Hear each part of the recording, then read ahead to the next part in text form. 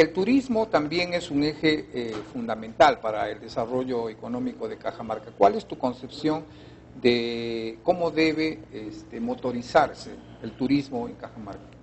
Ese es un rol que le compete directamente al gobierno regional y que ha sido descuidado, porque se transfirieron competencias al gobierno regional, pero no recursos. Entonces tenemos que inyectar recursos para que el gobierno regional sea un ente que digamos, maneje... Pero, permíteme que te interrumpa.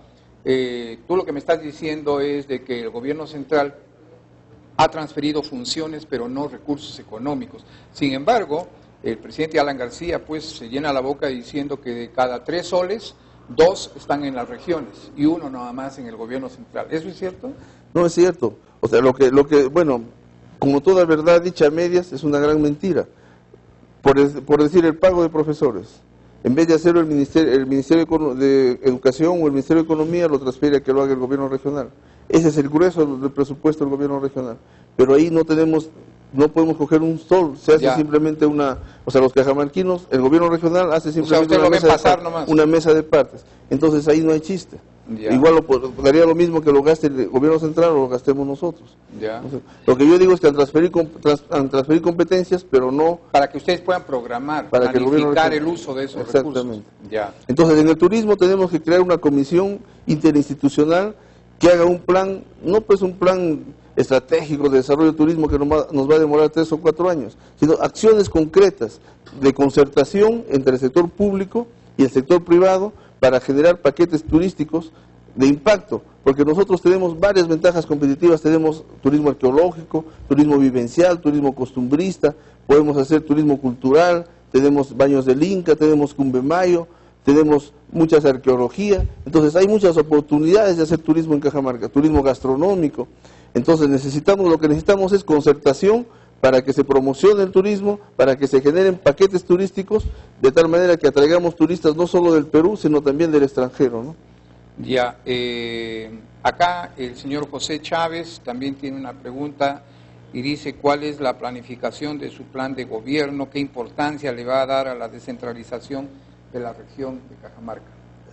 La descentralización es uno de los requerimientos básicos para el desarrollo. Nosotros somos conscientes de que sin descentralización las provincias no van a desarrollar. Aquí hay una descentralización de nombre nada más, nominal, real no existe todavía. Por supuesto. El gobierno central es el gran culpable de no haber llevado adelante el proceso de descentralización. Y dentro de la región tenemos que también el discurso llevarlo a la práctica. Entonces nosotros dentro del plan de gobierno tenemos la descentralización administrativa de algunas gerencias y de algunas provincias que están especialmente las más alejadas, empezando de San Ignacio. En San Ignacio vamos a establecer la primera región administrativamente con su propia gerencia subregional, porque es una región que es de difícil acceso, ahora depende de Jaén, lo cual es ilógico.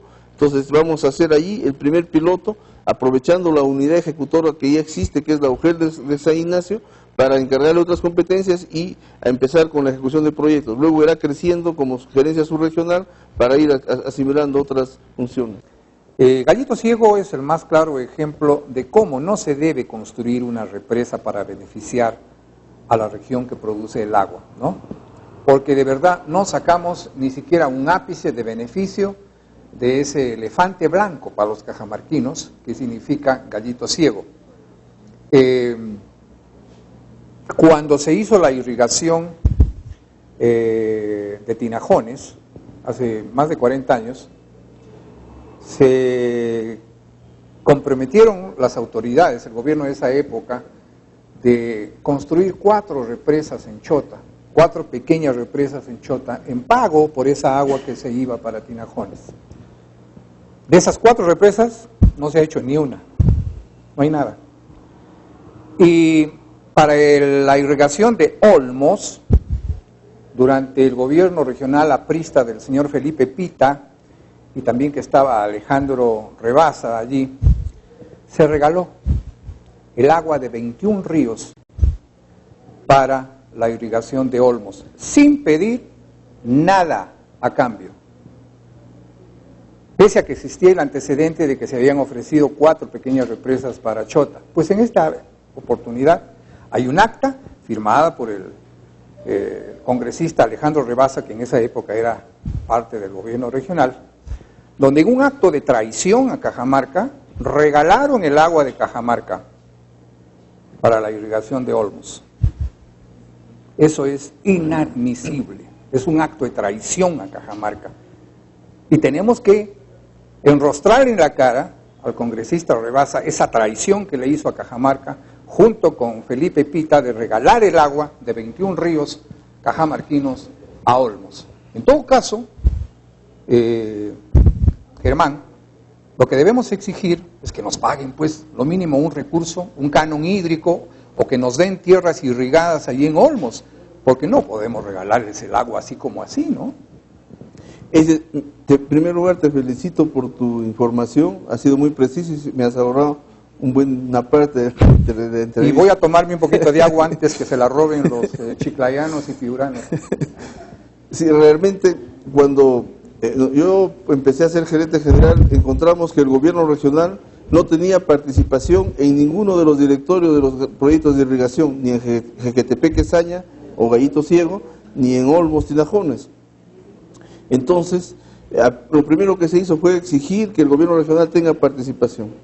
Se logró y ahora hay un director de cajamarquino como miembro del directorio de cada uno de estos proyectos de irrigación. O sea, ¿quién estaba en el directorio de Gallito Ciego? ¿Estaba el gobierno central? El gobierno central y La Libertad y Chiclayo, ¿no? Y Chiclayo. Y Cajamarca, que era la que daba el agua, no aparecía ahí. Igual en el caso de Olmos. Y en el caso de Olmos fue el colmo porque hubo una noticia que salió en medios periodísticos que se habían reunido en Chiclayo a pelear los chiclayanos con los de Piura para quién usa el agua de Cajamarca. Y los cajamarquinos ni siquiera habían sido invitados a la fiesta, ¿eh? Entonces de inmediato convocamos a una reunión acá y se plantearon claramente las cosas. Y la propuesta del gobierno regional, que me parece serena y profesional y de respetuosa también, porque no somos enemigos de Chiclayo, son hermanos peruanos. Pero que paguen, ¿no? Que paguen por un lado, y por otro lado, la propuesta es esta. Primero, el agua la usamos en Cajamarca, para nuestras irrigaciones, ¿sí? Entonces, primero planteemos los proyectos en Cajamarca que necesitan irrigación, porque el 80% de las tierras con aptitud agrícola están al secano, solamente el 20% de las tierras agrícolas tienen agua, bajo riego. Entonces necesitamos irrigar nuestras tierras primero. Con nuestra agua. Con nuestra agua irrigamos nuestra tierra. Y si sobra recurso hídrico, que se lo lleven. Que no sea como el gas, ¿no? Y que se lo lleven, y a ese recurso hídrico que paguen un canon minero. Esa es la propuesta del gobierno regional de Cajamarca. Yeah. Esa es la propuesta que yo voy a mantener y firmemente, porque no podemos permitir que otros hagan fiesta con nuestras aguas. Primero usamos nuestra agua para irrigar nuestras tierras, y con lo que sobra, que bien la pueden utilizar. Ahora, ¿qué otras irrigaciones necesitaríamos en Cajamarca? Hay otras irrigaciones, por ejemplo, un compromiso con San Pablo es concluir la irrigación El Rejo. El famoso canal El Rejo, que tiene tantos años de frustración, es una inversión que se puede hacer. Lo que tenemos que hacer es concluir con los estudios de todo el proyecto y luego buscar financiamiento. Actualmente existe financiamiento del exterior, créditos blandos que se pueden hacer. Igual hay un canal de 20 kilómetros en Uruguayo, en Cajabamba, la represa de Quengococha, la represa de Cascabamba en Contumaxá, Quengococha en Cajabamba, que bueno, ya lo está haciendo un poco ahora el gobierno central, Chumba en Jaén, y otras muchas irrigaciones que se pueden hacer. El rol del gobierno regional sería hacer los proyectos finales, los proyectos de ingeniería, y luego ya buscar financiamiento. Y eso sería el riego tecnificado combinado con cosecha de agua. Por supuesto, una vez que tenemos ya las grandes irrigaciones, hay que hacer un riego para optimizar el uso del agua. En sembríos que optimicen el agua, utilizando riego tecnificado y aprovechar también los conceptos de cosecha de agua para irrigaciones pequeñas.